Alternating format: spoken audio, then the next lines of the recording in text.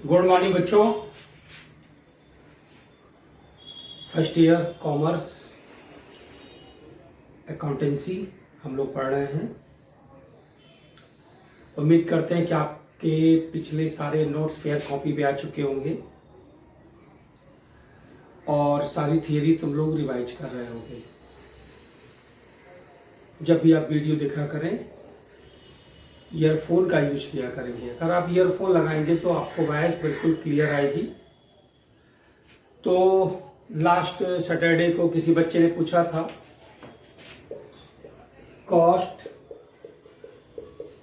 Concept के बारे में, तो पहले मैं इसी को एक्सप्लेन करता हूँ, फिर हम लोग आगे अपने टॉपिक को ले जाएंगे। कॉस्ट कॉन्सेप्ट यानी कि जितने सारे कॉन्सेप्ट हैं वो चीजें तो हमारे लिए जरूरी है, लेकिन हमारी जो अकाउंटिंग है तो चीजों पे बेस करती है। कॉन्सेप्ट और कन्वेंशन। कॉन्सेप्ट तो अकाउंटिंग के जैसे जैसे रूल्स की नीड पड़ती है। जैसे सपोज करो कि मैंने एक रूल्स बना लिया कि मुझे सुबह 6 बजे उठना है और रात में 10 बजे सो जाना है। तो डॉक्टर ने कहा कि नहीं, अब आपकी तबीयत थोड़ी खराब है, आपको थोड़ा मॉर्निंग वॉक करना पड़ेगा। तो मॉर्निंग वॉक के लिए 6 बजे से हम कैसे फिर जा पाएंगे, क्योंकि मेरा शेड्यूल 6 से रात के 10 बजे तक फिक्स हो गया था। तो मैंने 5 बजे सुबह उठना शुरू किया और 1 घंटा वॉकिंग पे लगाया। अब मेरा शेड्यूल क्या हो गया, मॉर्निंग 5 AM टू 10 PM। तो अकाउंटिंग में जैसे जैसे जरूरत होती है वैसे वैसे कॉन्सेप्ट बढ़ते जाते हैं। जब भी कोई नीड होती है उसके रूल्स को उसके रिजल्ट को फॉलो करने में, तो एक कॉन्सेप्ट नया आ जाता है। जितने सारे हम लोग कॉन्सेप्ट के बारे में बात किए, money measurement concept, cost concept, dual aspect concept, accounting period, going concern, जितने सारे कॉन्सेप्ट हैं वो एक साथ नहीं आए थे, वो स्टेप बाय स्टेप धीरे धीरे जरूरत के हिसाब से आते गए। और हमारी जो अकाउंटेंसी है वो प्रथाओं पर भी आधारित है। कन्वेंशन, जैसे एक ह्यूमन नेचर है कि आदमी कभी भी प्रॉफिट के लिए नहीं सोचता है, लेकिन अगर कोई लॉस होने वाला है या कोई एक्सपेंस है तो उसके लिए प्रोविजन जरूर करेगा। आप कहीं घूमने जाते हो, आपने एक बजट बनाया, 20,000 रुपए हमारे इस टूर पे खर्च होंगे। तो जब तुम 20,000 रुपए का एक बजट बना लोगे तो 5,000 रुपए एक्स्ट्रा रख लोगे। ह्यूमन नेचर है। एटीएम में डाल के अपने कार्ड में कि चलो कोई काम पड़ गया तब क्या होगा, कहीं पैसे चोरी हो गए 20,000 रुपए में से, कुछ ज्यादा बजट बढ़ गया तो 5,000 10,000 रुपए आप एक्स्ट्रा कर लोगे। एक कॉमन सी बात है, हम लोग का ऐसा सोचना होता है। जैसे मान लो कि सुबह तुम सो के उठे 6 बजे और पापा ने आपसे कहा हम आपको 1,000 रुपए देंगे, तो शाम के टाइम में जब वो आए ऑफिस से तो 1,000 रुपए आपको दे दिए। लेकिन अगर आपके पापा सुबह 6 बजे ये बात बताना आपको भूल जाए कि हम तुमको 1,000 रुपए देंगे, और शाम को जब वो ऑफिस से आए तो बोले लो बेटा 1,000 रुपए, मैं मॉर्निंग में ही तुमको बोलना चाह रहा था, तुम स्कूल चले गए थे, तो दोनों का डिफरेंस क्या होगा। पहले वाला जब तुमको पता था 1,000 रुपये मिलने वाला है तो कोई दिक्कत नहीं है, तुम बिल्कुल माइंड में कब थे, लेकिन जब सडन मिल गया 1,000 रुपया तो उसकी जो खुशी होगी आप समझ सकते हैं दोनों में डिफरेंस। तो ये जो ह्यूमन नेचर है उसके हिसाब से कन्वेंशन भी बनाए गए, क्योंकि यहाँ अकाउंटिंग में पैसे की बात होती है ना। तो जब हम पैसे की बात करेंगे तो पैसा हमारा इंसान के नेचर के हिसाब से कैसे यूज होता है, क्या होता है, तो हम आपका नेचर तो है ही है कि अगर कोई लॉस कोई एक्सपेंस हमें आने वाला है तो हम उसके लिए पहले से प्रिपेयर हो जाते हैं। ये पैसा रिजर्व कर लो भाई, ये बहुत जरूरी है, ये उस काम के लिए है। ऐसे इंसान का नेचर होता है कि अपनी इनकम का कुछ पैसा वो सेव करना चाहता है, बचत कर लेता है, तो ये भी इंसान का एक नेचर है। तो हमारी अकाउंटेंसी कन्वेंशन पे भी बेस है। कन्वेंशन में जो होना था हो चुका होता, वो बार बार नहीं, वो एक बार रिसर्च हो गया और ये क्या क्या कन्वेंशन होंगे आपकी बुक्स में हैं। प्रिंसिपल ऑफ अकाउंटेंसी चैप्टर में कन्वेंशन 2 4 5 पॉइंट्स हैं, एक बार आप रीड कर लोगे तो आपकी बिल्कुल पर्सनल नेचर से, हमारे एटमॉस्फियर से वो बिल्कुल टैली करता हुआ मिलेगा। और जो हमारा कॉन्सेप्ट है वो टाइम टू टाइम और इंक्रीज होता है जैसे जैसे अकाउंट्स में रिजल्ट के लिए उसकी नीड होती है। जैसे मान लो किसी का घर बना है बहुत अच्छा, बिल्कुल सेफ, बाउंड्री बिल्कुल पैक्ड है, सब कुछ सही है, बिल्कुल चोर चोरी कर ही नहीं सकता है। अचानक एक दिन चोरी हो जाती है तो आप सोचते हैं कि अरे यहाँ तो मैंने सोचा ही नहीं था, यहाँ से चोरी हो गई क्या। तो आपने फिर उस पॉइंट्स में भी सोचा और उसकी भी रिपेयरिंग कराई और बोला रही अब तो हमें यहाँ भी ध्यान देना चाहिए। ऐसे ही ICAI एक इंस्टीट्यूट है गवर्नमेंट ऑफ इंडिया की, institute of chartered accountants of India, मैंने पहले भी डिस्कस किया था। ये हमारी अकाउंटिंग पे बिल्कुल नजर रखती है और जब भी कोई रूल्स गड़बड़ होते हैं तो एक नया रूल्स आ जाता है जिसे कहते हैं अकाउंटिंग स्टैंडर्ड।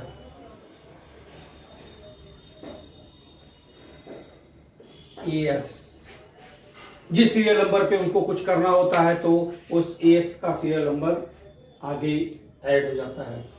तो ये बोला जाता है AS1 में क्या मेंशन, AS2 में क्या मेंशन, AS3 में क्या बताया गया, ऐसे ऐसे। जैसे हमारा जो कन्वेंशन है AS2 में बताया गया। आज करंट डेट, आप जब आप इस वीडियो को देख रहे होगे उस दिन तक अकाउंटिंग में अब 232 अमेंडमेंट हो चुके हैं। तो जब उनको जरूरत होती है तो वो कॉन्सेप्ट में और एक पॉइंट्स ऐड कर देते हैं। हालांकि इतना आसान नहीं है, इतना इजी नहीं है कि एक नया कॉन्सेप्ट लॉन्च कर देना, लेकिन वो पहले रूल्स फॉलो करते हैं, फिर उसको एक रूल्स देते हैं। अकाउंटिंग में हम जितनी सारी अकाउंटिंग करते हैं ICAI ने जो रूल्स फॉलो के कराए हैं, मुझे बताया गया, मुझे वही फॉलो करना है। अगर मुझे लेफ्ट साइड चलना मुझे पता है तो मुझे लेफ्ट ही चलना है। किसी भी तरीके से अपनी गाड़ी को मुझे पार करना है तो लेफ्ट साइड के ही साइड किनारे हम खड़ी करेंगे, अपोजिट साइड नहीं जा सकते। तो अकाउंटिंग ने अकाउंटिंग स्टैंडर्ड ने जो ICAI द्वारा प्रोजेक्ट किए जाते हैं, हम उसके रूल्स को फॉलो करते हैं, वो हमें बताते हैं। तो जैसे आपके मकान में चोरी हो गया तो फिर से कुछ सही किया गया तो अकाउंटिंग स्टैंडर्ड को देखा गया कि हाँ तो फ्रॉड हो रहा था, अकाउंटिंग में फ्रॉड हो रहा था, तो नए रूल्स अप्लाई कर दिया, अब फ्रॉड को रोका जाएगा। फिर कहीं से नीड्स पड़ी या कहीं पे टैक्स की चोरी हो रही है, कहीं पे अकाउंटिंग में प्रॉफिट को कम दिखाया जा रहा है जबकि ज्यादा अर्निंग हो रही है, इनकम टैक्स बचाने के लिए, GST बचाने के लिए कुछ ऐसा किया गया तो फिर रूल्स फॉलो हो गया। हमारा जो GST रूल्स है वो भी इसी बेस पर आया। पहले सेल्स टैक्स होता था, फिर ट्रेड टैक्स होता था, फिर वैट आया और अब गुड्स एंड सर्विसेज टैक्स आ गया, GST आ गया। तो सारे रूल्स अपडेट होते रहते हैं और जो उसकी कमियां होती हैं उसको दूर की जाती हैं, और जब बहुत जरूरत हो जाती है तो वो कॉन्सेप्ट लाते हैं। तो फिलहाल जब हम कॉस्ट कॉन्सेप्ट के बारे में बता दें आपको, इसको हिस्टोरिकल कॉन्सेप्ट भी कहते हैं।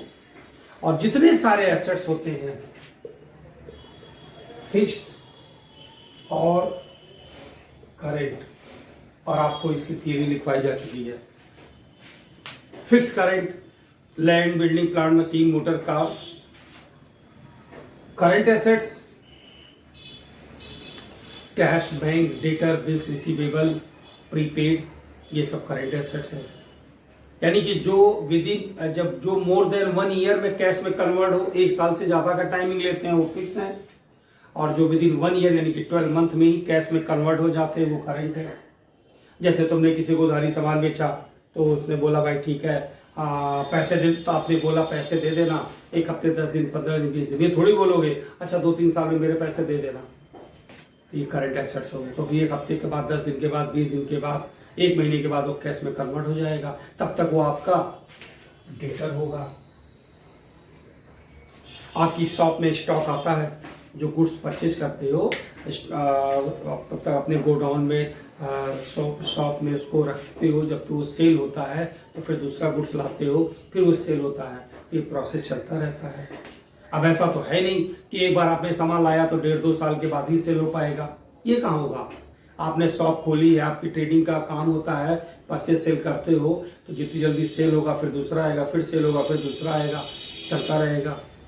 आज ही अपने एजेंसी से, होलसेलर से आपने सामान मंगाया और फिर एक हफ्ते के बाद कोई कस्टमर आया, सेल कर दिए, पैसे मिले, प्रॉफिट हुए, फिर जाके सामान लाए, फिर बेचे, तो आपका जो स्टॉक है वो कैश में तेजी से कन्वर्ट होता है। लेकिन फिक्स एसेट क्या हो गया? Land, building, plant,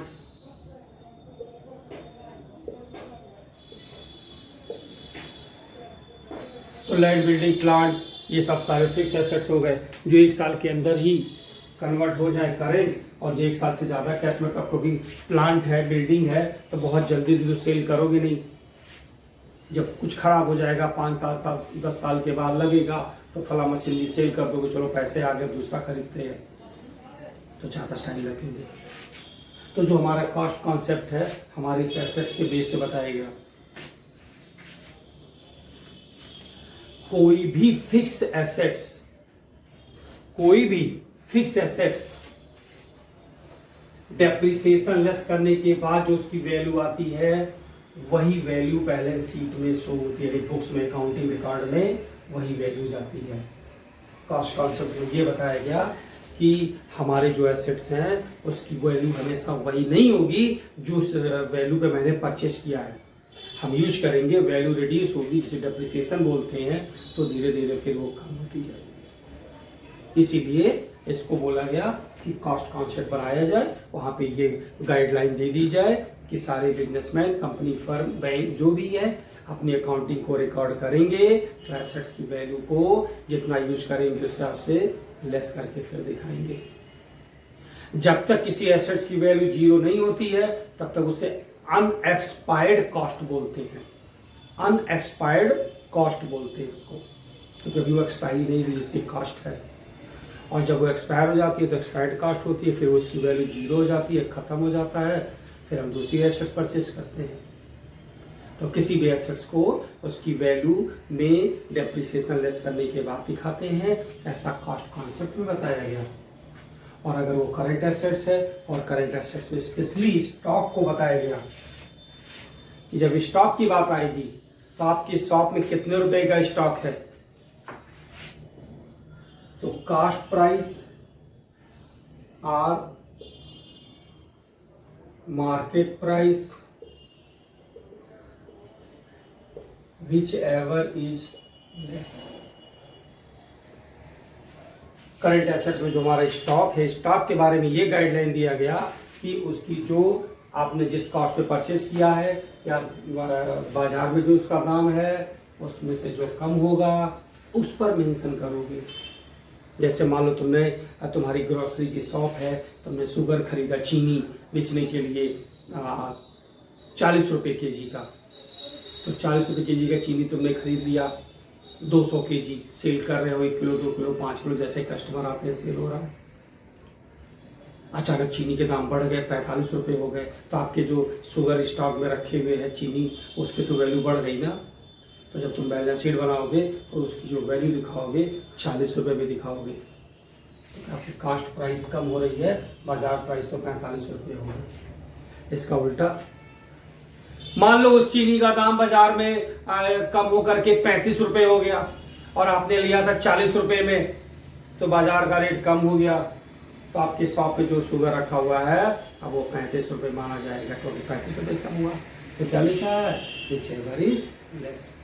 cost concept को जो हम यूज करते हैं तो हमारी जो बैलेंस शीट है यानी हमारा जो अकाउंटिंग बुक है, जो रिकॉर्ड है, वो हमें ट्रू पोजीशन देता है, इसीलिए कॉस्ट कॉन्सेप्ट बनाया गया। आइए अब हम लोग न्यू टॉपिक पढ़ते हैं, आगे बढ़ते हैं।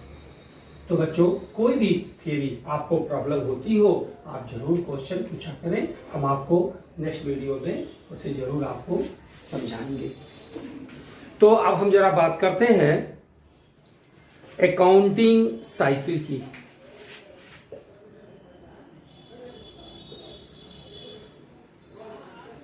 तो कि अकाउंटिंग का जो ऑब्जेक्ट है, आपने देखा कि आपको प्रॉफिट और लॉस और फाइनेंशियल पोजीशन फाइंड आउट करना है एंड ऑफ ईयर में। एंड ऑफ ईयर में फाइंड आउट करना कंपलसरी है, तभी तुम आगे बढ़ोगे जब प्रीवियस से कंपैरिजन करोगे।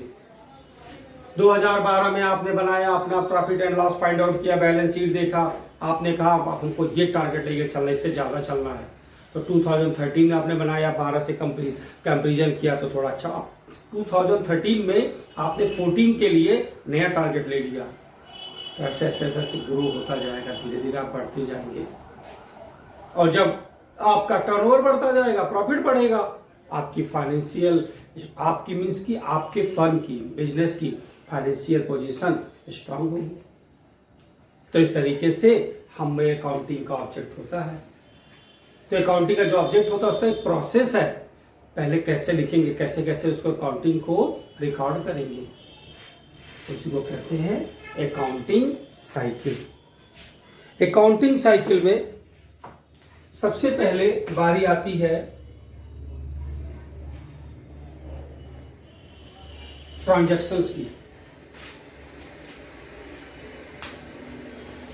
सबसे पहले बात होती है ट्रांजैक्शंस की, यानी जितने सारे ट्रांजैक्शन होते हैं। अब आप यहां से थोड़ा सा ज्यादा हर पॉइंट्स को समझते जाएंगे। जैसे गुड्स परचेज करना, गुड्स सोल्ड करना, अपनी एम्प्लॉय को सैलरी देना, रेंट देना, सैलरी देना, जो है इलेक्ट्रिसिटी का पैसा देना, कोई कैरेज का पैसा देना, सामान आया तो उसको ठेले वाले को पैसा देना, ये सारी चीजें जब अपने अकाउंटिंग में रिकॉर्ड करोगे तो सबसे पहले देखोगे मनी मेजरमेंट, यानी मनी में कन्वर्ट हो रहा है कि नहीं। मनी में तो बोल सकते हैं हमने उसको कितने पैसे दिए, फिर इसको तुम ट्रांजैक्शन बोलोगे, यानी लेन देन। अपनी एम्प्लॉय को पैसा दिया, उससे सर्विसेज ले ली, किसी अपने होलसेलर को पैसा दिया, सामान ले लिया सेल करने के लिए, ये हमारा ट्रांजैक्शन होता है। तो यहीं से हमारी साइकिल का चक्का चलना शुरू होता है। पहली पैडल जब मारना शुरू करते हैं तो यहीं से मारते हैं। तो ये हमारा ट्रांजैक्शन हो गया, मैंने डिसाइड कर लिया ये ट्रांजैक्शन है, और इस ट्रांजैक्शन को मैंने एक रजिस्टर में लिख लिया, जिसे डी बुक कहते हैं। वहाँ पे मैंने लिख लिया goods purchase for ₹5,000, salary paid 3,000, electricity bill paid 500, goods sold to Ram 500।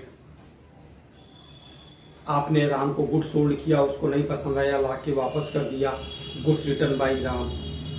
आप होलसेलर से सामान खरीदे और आपको कुछ लगा ये वापस कर देते हैं, तो गुड्स रिटर्न टू जिससे आपने लिया होगा। तो आपका पहले ट्रांजैक्शन होता है। जब आपका ट्रांजैक्शंस आपको समझ में आ जाएगा कि हमारा ट्रांजैक्शंस है, तो हम इसको रिकॉर्ड करेंगे जर्नल में। तो हम इसको रिकॉर्ड करेंगे जर्नल में, यानी जो हमारी सबसे पहली बुक होती है अकाउंटेंसी की, जहाँ पे डेबिट और क्रेडिट के रूल्स को फॉलो करते हैं as per double entry system, उसे कहते हैं जर्नल। और जब जर्नल हम रिकॉर्ड करते हैं तो जर्नल से फिर हम आ जाते हैं लीजर। जर्नल से फिर हम लीजर बनाते हैं, इसी को कहते हैं क्लासीफाइंग, और ये रिकॉर्डिंग। लास्ट लेक्चर में आपको थ्योरी बताई जा रही थी, तो रिकॉर्डिंग, क्लासीफाइंग, समराइजिंग 3 वर्ड आए थे। यही जर्नल है। सबसे पहले कोई भी ट्रांजैक्शन जो पक्का हो गया कि ये ट्रांजैक्शन है, आपने डे बुक में लिख लिया था, वहां से फिर सबसे पहले जर्नल में लिखोगे, यानी जर्नल में रिकॉर्ड करोगे, यानी कि फर्स्ट स्टेप रिकॉर्डिंग का जर्नल होता है। फिर आप लेजर प्रिपेयर करते हो। अब ये सारे न्यूमेरिकल्स के चैप्टर हैं, तो जब ये टॉपिक आएंगे तो हम लोग फिर इसको डिटेल में समझेंगे। तो क्लासीफाइंग कहते हैं इसको। लेजर के बाद आप ट्रायल बैलेंस प्रिपेयर करते हो।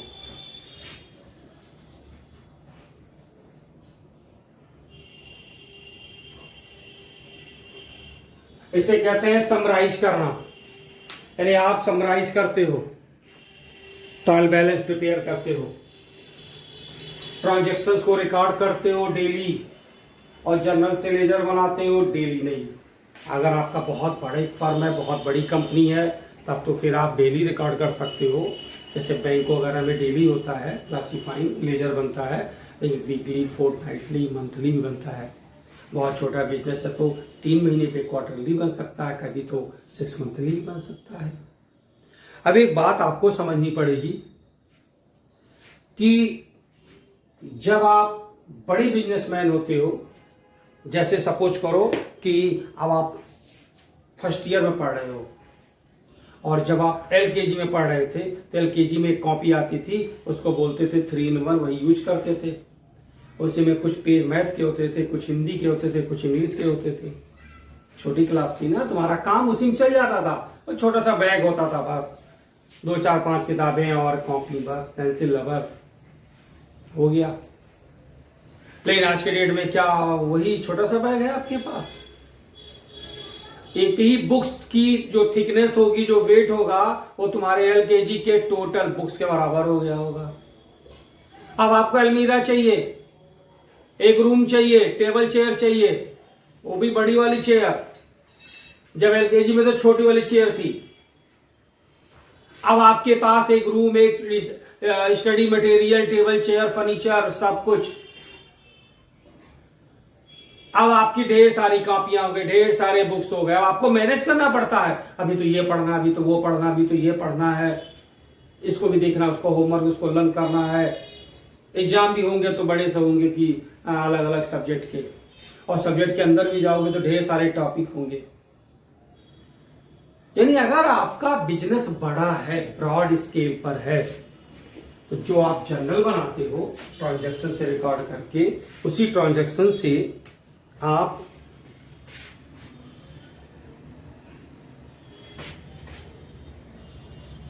अलग अलग रिकॉर्ड करोगे। जैसे मान लो कि तुमने गुड्स होल्ड किया, गुड्स परचेज किया, सैलरी भी दी,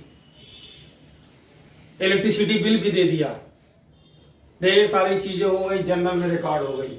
ट्रांजैक्शंस में लिख लिए थे पॉइंट वाइज, पॉइंट 1 2 3 4। जैसे आपको स्कूल में पढ़ाया जाता तो पहले आप रप्पे लिखते हो, तो रप्पे क्या लिखते हो? पहला पीरियड हिंदी का जो भी टीचर ने पढ़ाया लिख लिए, फिर इंग्लिश का आया, फिर मैथ का आया, फिर बायो का आया, फिजिक्स का आया, केमिस्ट्री का आया, अकाउंटेंसी का आया। 8वें पीरियड के टीचर आए, रप्पे लिख लिए। घर जाओगे, सबकी अलग अलग कॉपियां बनाए हो, फिजिक्स वाली फिजिक्स में, हिंदी वाले हिंदी में, पलट के देख लोगे। और अगर ऐसा नहीं किए तो भले तुमने रफ पे लिखा लेकिन थोड़ा साफ लिखा है, कॉपी थोड़ी अच्छी है रफ वाली भी।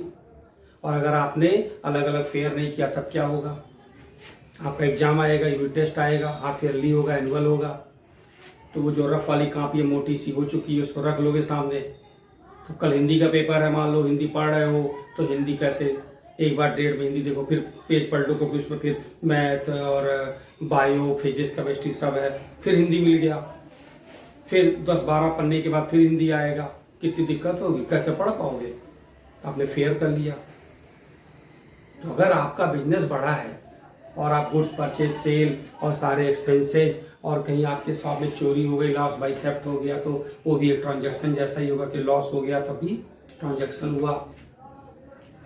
तो सारे ट्रांजैक्शंस को अगर छोटे बिजनेसमैन हो तो एक कॉपी पे जर्नल पे लिख लोगे और देख लोगे। अगर हमारा बिजनेस बहुत बड़ा है, दिन भर में 100 टाइम्स तो सेल करते हो, 20 टाइम्स तो परचेज करते हो, 2-4-5 बार सैलरी देना पड़ता, बहुत ज़्यादा एम्प्लॉई, कोई एडवांस मांग लेता, कोई एडवांस, मल्टीपल टाइप के एक्सपेंस होते हैं ढेर सारे। और उसके बाद फिर आपने कुछ पैसे विड्रॉ कर लिए घर के, जिसे ड्राइंग्स कहते हैं हम लोग, इस पर भी बहुत फर्स्ट लेक्चर में ही समझ चुके हैं। तो ड्राइंग्स आपने कर लिया, तो ढेर सारा आज ट्रांजैक्शन हो गया 150, और कल फिर 200 ट्रांजैक्शन हो गया, और उसके आगे 175 ट्रांजैक्शन हो गया। तो अगर सारा जर्नल में एक साथ लिखोगे तो फिर खोज नहीं पाओगे फला डेट में क्या हुआ था, 4 दिन पहले वो एक आदमी को हमने गुड सोल्ड किया था, कितने रुपए का था, तो जनरल पेज पलटो बड़ी दिक्कत होगी। तो आपका बिजनेस बहुत बड़ा है, तो जिनके बिजनेस बड़े होते हैं, ज़्यादा टर्नओवर वाले होते हैं, वो सबकी अलग अलग कॉपियाँ बना लेते हैं। जैसे आपकी क्लास बड़ी हो गई और आप बड़ी बड़ी अलग अलग कॉपी बना लिए, सबके अलग अलग रजिस्टर रख लिए, उसे कहते हैं सब्सिडियरी बुक्स ऑफ जर्नल। तो उसका एक नाम यहाँ भी आपके बुक्स में लिखा है, बुक्स ऑफ ओरिजिनल एंट्री, इसी को हम लोग बोलते हैं सब्सिडियरी बुक। तो जो सब्सिडियरी बुक होती है,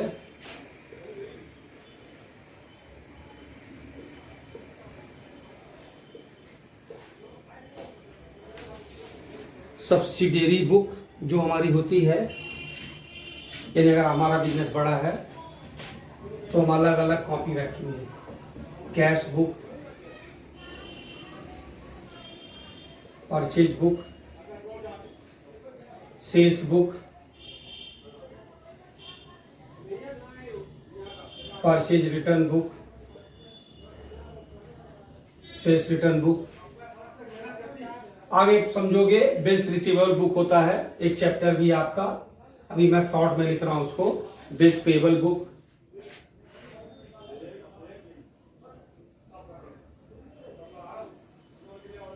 प्रॉपर जर्नल। तो इस तरीके से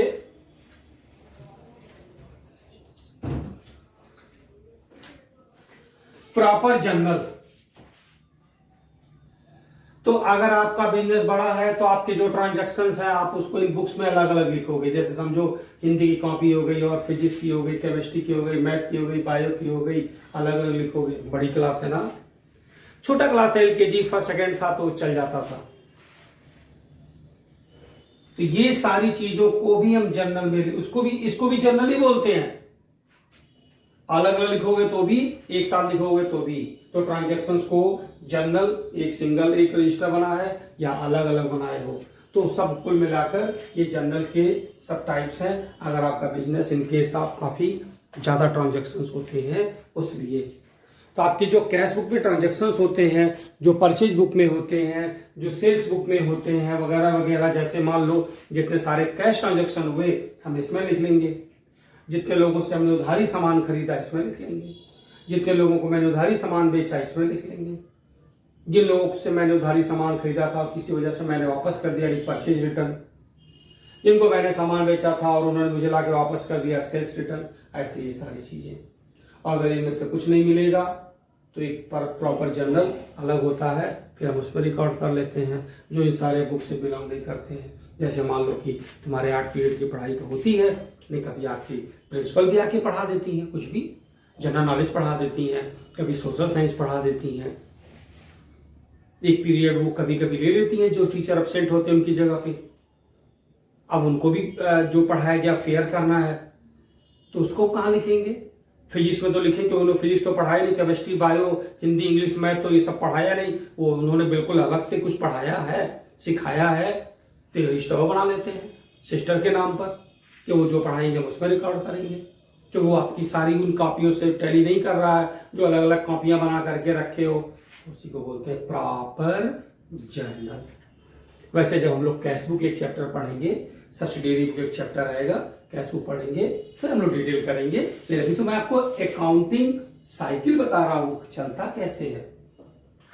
तो सारे ट्रांजैक्शन आइडेंटिफाई हो गए कि ये ट्रांजैक्शन है, मनी मेजरमेंट है, हमको उसको रिकॉर्ड करना है और वो हम उसको जर्नल में लिखेंगे।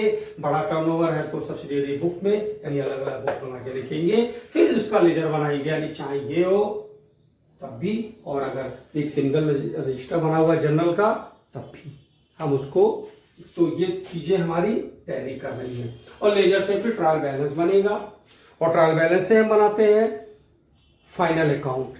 तो फाइनल अकाउंट बनाने के लिए ऐसे बताया गया है, पहले आप प्रिपेयर करते हैं ट्रेडिंग अकाउंट, और उसके बाद प्रॉफिट लॉस अकाउंट, और उसके बाद बैलेंस शीट। आपके अकाउंटिंग का जो मेन ऑब्जेक्ट था यहाँ पहुँचना, यहाँ पहुँचने में 1 साल लग जाते हैं। यहाँ से स्टार्ट करते हो, और अगर बड़ा बिजनेस है तो यहाँ को भी रिकॉर्ड कर लिए, छोटा बिजनेस तो डायरेक्ट जर्नल में लिख लिए, और ऐसे journal ledger, trial balance, trading account, profit loss account, balance sheet, यानी आपके अकाउंटिंग के जो मेन ऑब्जेक्ट हैं वो यही फुलफिल करते हैं कि हमने प्रॉफिट एंड लॉस को अचीव कर लिया, और हमने फिर प्रॉफिट लॉस मेरा आ गया, और उसके बाद फिर हमने अपने फाइनेंशियल स्टेटस को फाइंड आउट कर लिया, और उसके बाद हम यहाँ पे एनालिसिस करते हैं और इंटरप्रिटेशन करते हैं। इससे एनालिसिस एंड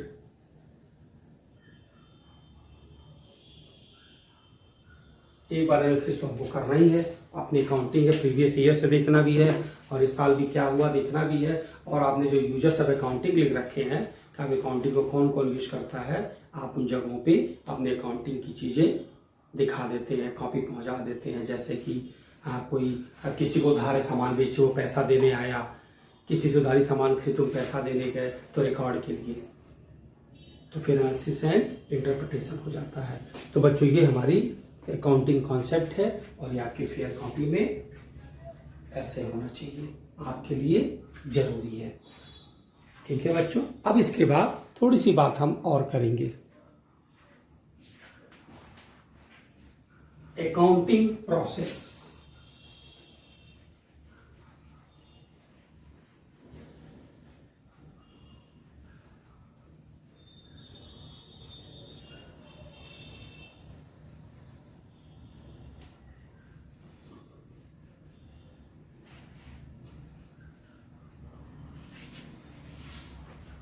तो अकाउंटिंग प्रोसेस की बात की जाए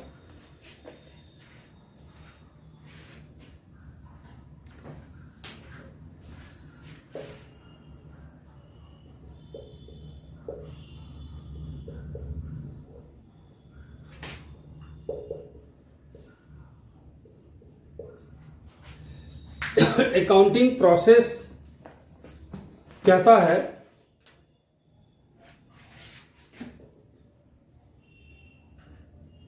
आइडेंटिफिकेशन ऑफ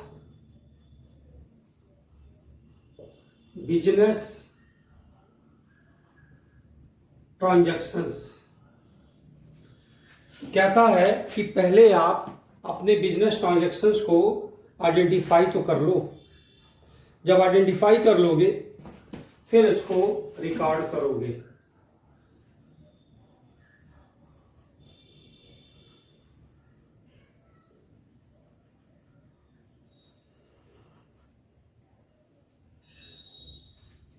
तो पहले आप आइडेंटिफाई करोगे और फिर उसको आप रिकॉर्ड करोगे, और इसके बाद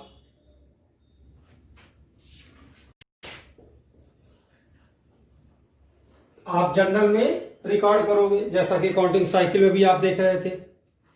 जब आप जर्नल में रिकॉर्ड करेंगे तो यहां से फिर आप बनाएंगे लेजर। लेकिन जब तुम जर्नल में रिकॉर्ड करने जाओगे तो शायद जो आपका वो क्या नाम है ट्रांजैक्शंस है वो कुछ इस टाइप का है, तो आप उसको सब्सिडियरी बुक में भी रिकॉर्ड करोगे, तो इसका भी लेजर बनाओगे। यानी अगर आपने यहां रिकॉर्ड किया तो आप फिर इसको लेजर में ले जाओगे। और लेजर कहते किसको है? क्लासिफिकेशन। तो जो हमारे क्लासिफिकेशन होते हैं, यानी हम सबकी अलग अलग कैटेगरी बनाते हैं, यानी सेल्स का अलग लिस्ट बना लेंगे, परचेज का अलग बना लेंगे। अब जैसे तुम किसी शॉप में किसी बाजार में जा रहे हो सामान खरीदने, अपना लिस्ट निकाल लिया, सब्जी लेना है, दवा लेना है, ड्रेस लेना है, कोई जो है कुछ आपको हार्डवेयर के सामान लेने हैं, कुछ पेंट के सामान लेने हैं, टेलर के पास भी जाना है, तो आपने क्या किया, सबका अलग अलग लिस्ट बना लिया। ड्रेस में क्या क्या लेना है, एक लिस्ट बन गई, सब्जी में क्या क्या लेना, दूसरी लिस्ट बन गई, तो सबका आपने क्लासिफिकेशन कर लिया, उसको कहते हैं क्लासिफिकेशन। और जब क्लासिफिकेशन हो जाता है तो समराइजेशन होता है, समराइजेशन ऑफ बिजनेस ट्रांजैक्शंस, जिसको हम लोग बोलते हैं ट्रायल बैलेंस। तो जब समराइजेशन हो जाता है तो इसमें हम लोग बनाते हैं ट्रायल बैलेंस। ट्रायल बैलेंस में कई सारे टॉपिक आते हैं, ये हमारे सब चैप्टर के नेम है।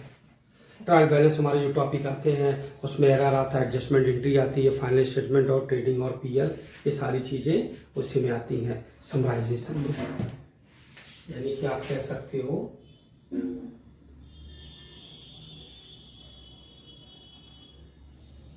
Final financial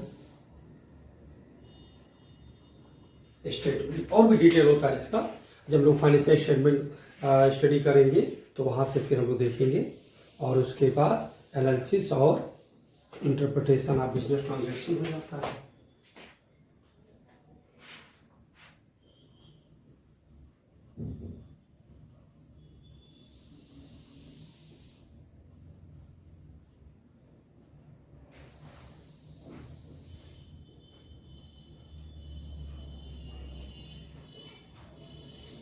analysis and interpretation. और एक टॉपिक और होता है जो हमारा मेन ऑब्जेक्ट है उसके लिए, तो बच्चों प्लेस तो नहीं है यहाँ पे, मैं इधर लिख देता हूँ, आप समझ लीजिएगा।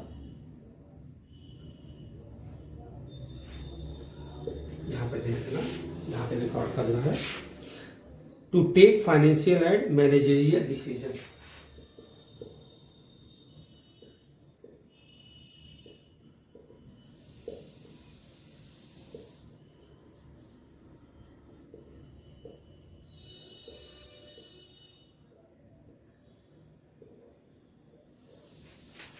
तो मैनेजरियल और फाइनेंशियल डिसीजन लास्ट में हम अपने उस फाइनल अकाउंट के बेस पर देख लेते हैं। जैसे आपकी मार्कशीट मिलती है, तो जब मार्कशीट मिलती है तो आपको पता चलता है कि अब आप क्या है, तो एनालिसिस हो गया, फिर को डिसीजन मिलेंगे कि किस सब्जेक्ट पे ज्यादा ध्यान देना है, किस सब्जेक्ट पे कम ध्यान देना, कौन सा वीक है, कौन सा स्ट्रांग है। तो वो सारे जो डिसीजन होते हैं जो नेक्स्ट ईयर के लिए, हमारी बिजनेस के प्रोग्रेस के लिए जरूरी होते हैं, हम उस पर डिस्कस करते हैं। तो इस तरीके से ये हमारी अकाउंटिंग का प्रोसेस होता है। अब हम लोग जब नेक्स्ट वीडियो में मिलेंगे, नेक्स्ट लेक्चर आएगा, तो सबसे पहले बात होगी जर्नल की, इसके बारे में बात करेंगे डिटेल में। ठीक है बच्चों, तो आप थोड़ा सा ईयरफोन लगाएंगे, ध्यान से सुनेंगे, थोड़ी मेहनत करेंगे। फेयर पेज के पहले अकाउंटिंग साइकिल और फिर अकाउंटिंग प्रोसेस दोनों अपडेट करेंगे, फिर हम आपको ये रिवाइज कर देंगे। उस टाइम आप परेशान नहीं होइएगा, आपको रिवाइज कर दिया जाएगा।